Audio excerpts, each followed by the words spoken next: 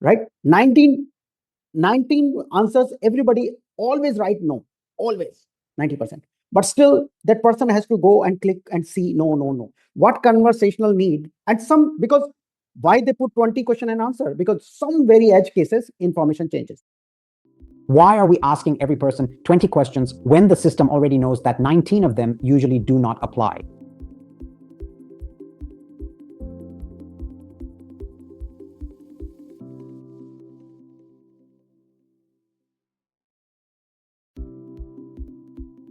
A complex business cannot expose its internal processes directly to a customer. So we organized the information, we created categories and navigation, we designed the journeys, we improved hierarchy, color, typography, and spacing. We built responsive applications, design systems, accessibility standards.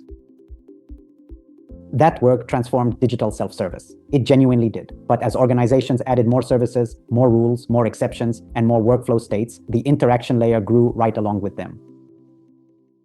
Watch how it actually happens. A new rule becomes another field. An exception becomes another branch.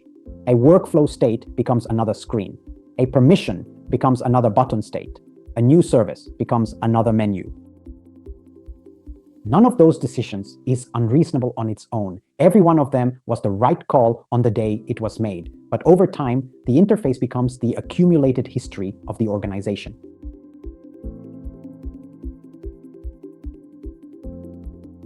Let me give you a real one. We built a bank guarantee platform, roughly 40 to 50 steps from onboarding an organization to a completed guarantee, millions of dollars, the best product people, lawyers, and regulators in the room. Reading the data was easy. Getting the data in was the thing nobody could solve. And the tell was this: even the people leading that program got lost after 4 or 5 screens when they had to demonstrate it. Not the customers, the owners. The problem was not that those people were incapable. The problem was that the interface had become a second operational system they had to remember on top of the first one. So we added support tiers, and the head of that support team said the thing that captures this whole episode. But what you can give it to us, you can just give us an API and tell us. If they say how you can help us, you can give me an API. I will put A to B, submit. That's it. Mm-hmm. Don't give us UI.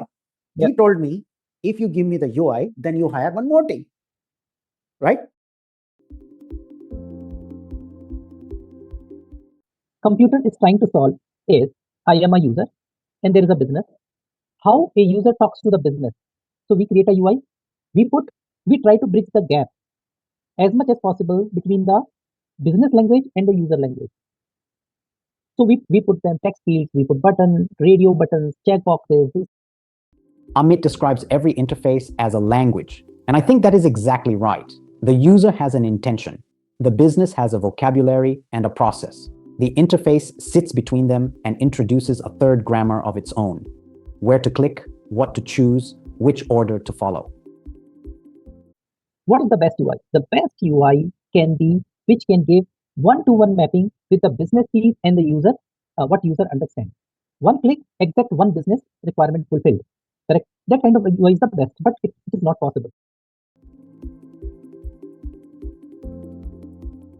And not every user needs the same interaction model. An expert who is in the system 8 hours a day is extremely fast in the existing interface and does not want it changed. A trained user knows the common paths. A new or occasional user struggles because they have not yet learned the software's grammar. So the argument is not delete every screen. The argument is stop forcing every user into the same interaction model. You create a UI, the people need a training on that UI. It simply won't come to them. Okay? When people get trained to it, they can easily move around. But if the UI changes, they are again back to square one. Not back to square one, but somewhere in between. But those people will get retired. As you say, they may die, they may resign. New people comes in, new training comes in, and things go on. And I want to be fair to the design profession here. Modern interface design became dramatically better. Spacing, typography, color, grouping, hierarchy, design systems, all of it made applications clearer and more pleasant to use. But visual refinement cannot remove workflow complexity. A beautiful interface can still ask you to understand 40 steps. Polish improves the experience. It does not automatically reduce the process.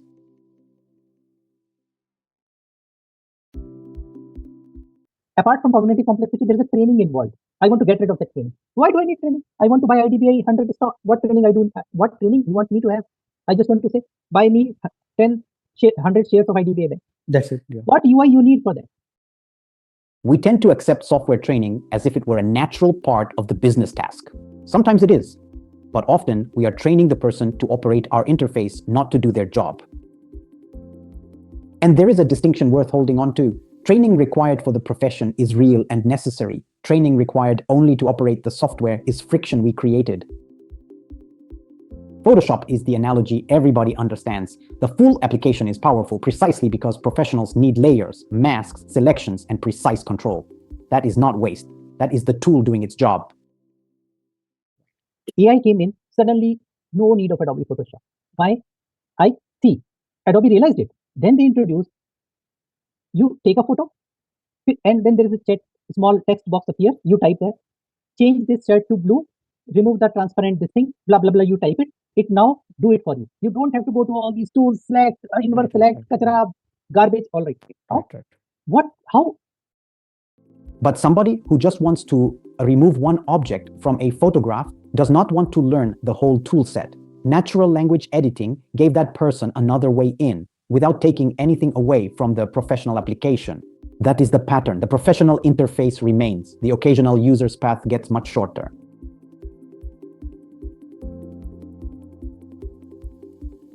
Which brings me to the part people most often get wrong about all of this. Some information is simply visual. Tables are excellent for comparison. Dashboards are excellent for monitoring. Documents are excellent for detailed review. Maps are excellent for location. Conversation is not the best representation for everything. The likely future is hybrid, conversation for intent, guidance and action, and structured screens for the information that is easier to see than to describe. Domain heavy applications, the word domain heavy, it came into existence because they were unable to bridge the gap between user and the domain. There was no need of that heaviness. Check any ERP system, check income tax portal to fill ITR 2 and 3, even ITR 1, versus check clear tax. You will get to know that there is no need of heaviness.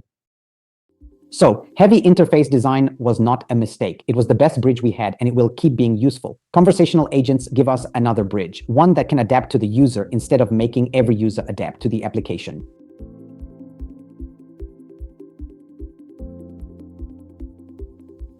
But if the interface gets simpler, something else has to get stronger, the architecture underneath. That is the next video.